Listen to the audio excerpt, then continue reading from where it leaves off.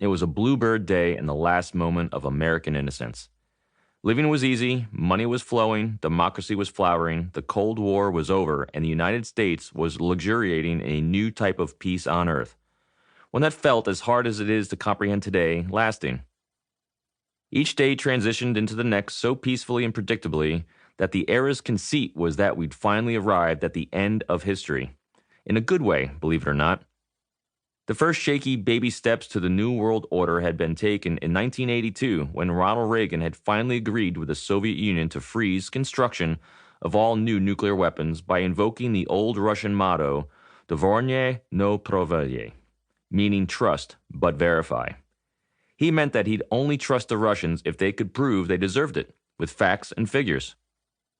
Looking back, it might seem easy to predict that Soviet Russia would soon disband, but at that time, their politics were almost completely unpredictable. Americans in both parties thought that Reagan's deal was doomed. The left believed that trust based on verification wasn't trust at all, and the right thought that there was no such thing as trusting an enemy. They were both wrong. It worked, and I've never forgotten the lesson. But the era was about to end. Trust and the predictability that almost always accompanies it would be over in a few seconds.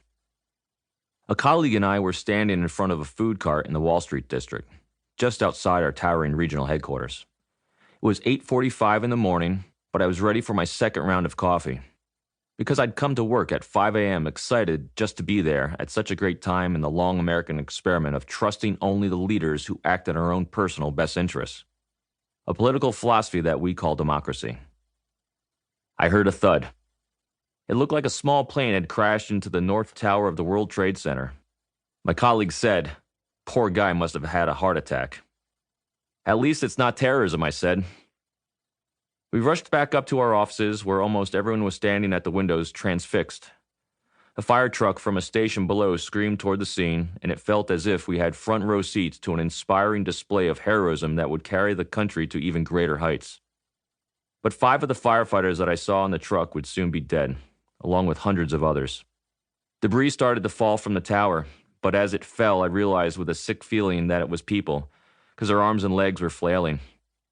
Soon a fireball shot through the South Tower. I yelled, "Oh my God, it's terrorism," and looked behind me. The room was empty. 10 agents soon returned, all of them former Marines, like me, and somebody said that truck bombs were headed for our building, which is one of the tallest in the neighborhood and also a federal outpost. "We gotta evacuate," I shouted. I was a relatively new recruit at the New York City field office, and a room filled with senior agents, but this was not the time for concern about overstepping authority. "No," one of the agents cried. "If it's your time to go, it's your time to go." I'd long considered that agent to be remarkably reasonable, but his emotion-driven exhortation was reckless and foolhardy. So I shot it down and helped organize a group that ran to an FBI command post at the base of the towers.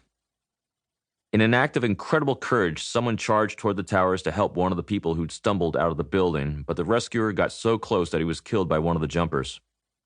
People were dodging falling debris and flailing people, but in the smoke and dust, most people were invisible and looked like stick figures. Men and women were risking their lives for strangers, but many people, understandably, cowered in fear or just disappeared. Some were dumbstruck, and others operated with the military precision of soldiers in combat. An agent I worked with, Lenny Hatton, an ex-Marine explosives specialist who worked 3 prior terrorist attacks and had just testified in an Al-Qaeda trial, recognized the need for a communications network from inside the towers. So he ran into the darkness as everyone else was running out. It was possible but unlikely that Lenny had made contact with my former boss at the FBI, John O'Neill, who was on his first day as the head of security at the World Trade Center. John and his team had solved the 1993 bombing of the World Trade Center, and he'd spent his last 4 years at the Bureau working the Osama bin Laden case, trying to convince people that bin Laden was capable of a direct hit on the U.S. At that moment, John was on the 49th floor of the South Tower, commanding the evacuation and refusing to leave. In the chaos, I was surrounded by agents I thought I knew well, but suddenly it seemed impossible to predict what any of them would do. Run, hide, help, or go home to their families, instead of working ground zero. As usual, there was no right or wrong, just reality. But being able to read the realities of the people around me was critically important, and in these desperate moments, I couldn't do it. I thought I knew these people, but I realized that I knew only what they wanted me to know, due to their own modesty, secrecy, shame, subterfuge, or simple privacy. I was almost equally ignorant of their many virtues, including the raw physical courage of John and Lenny. Everything had changed, and nothing was predictable.